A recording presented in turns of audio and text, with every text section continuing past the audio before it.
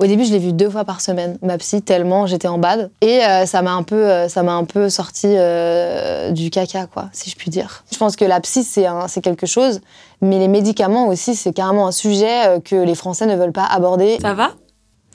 Ça va.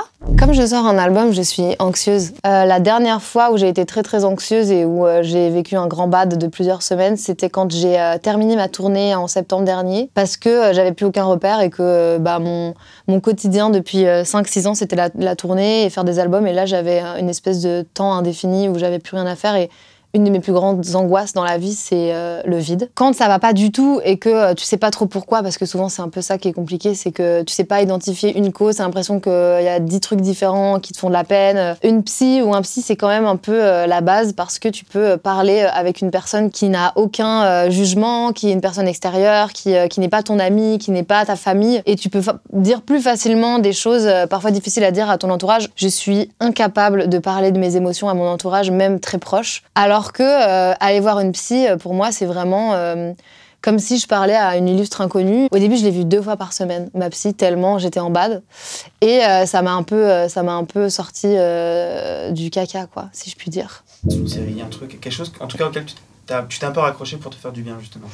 Mais je crois qu'à ce moment-là, je regardais Atypical sur Netflix. Et ça m'a fait trop du bien parce que c'était hyper feel good et en même temps instructif. Et je pouvais me réveiller le matin et regarder cette série alors que je suis pas quelqu'un qui regarde des séries.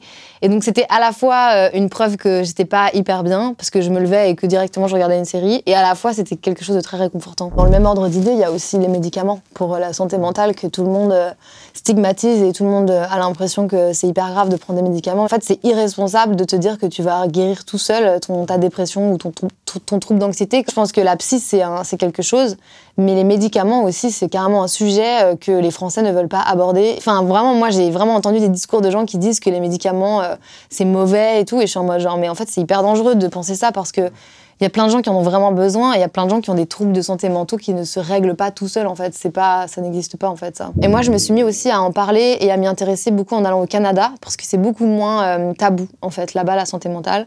C'est vraiment considéré comme le reste, en fait, de la santé, d'avoir un rhume, de se casser la jambe. En fait, la santé mentale, c'est exactement au même niveau. Donc, je pense que ça m'a aidé aussi à déstigmatiser moi-même ma vision de la santé mentale, quoi. Le premier conseil que je donnerais, c'est d'en parler à quelqu'un, à une personne de confiance, que ce soit un prof, un parent, un ami, même quelqu'un qu'on connaît pas si bien, parce que parfois c'est plus facile, comme je disais, d'en parler à quelqu'un qui n'est pas proche.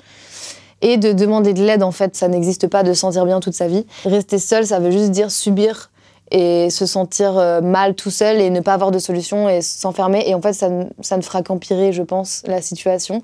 Alors que le fait de juste communiquer avec une personne, c'est, je pense, le début d'une solution, quoi. Si vous ne vous sentez pas bien, les amis, ne restez pas tout seuls.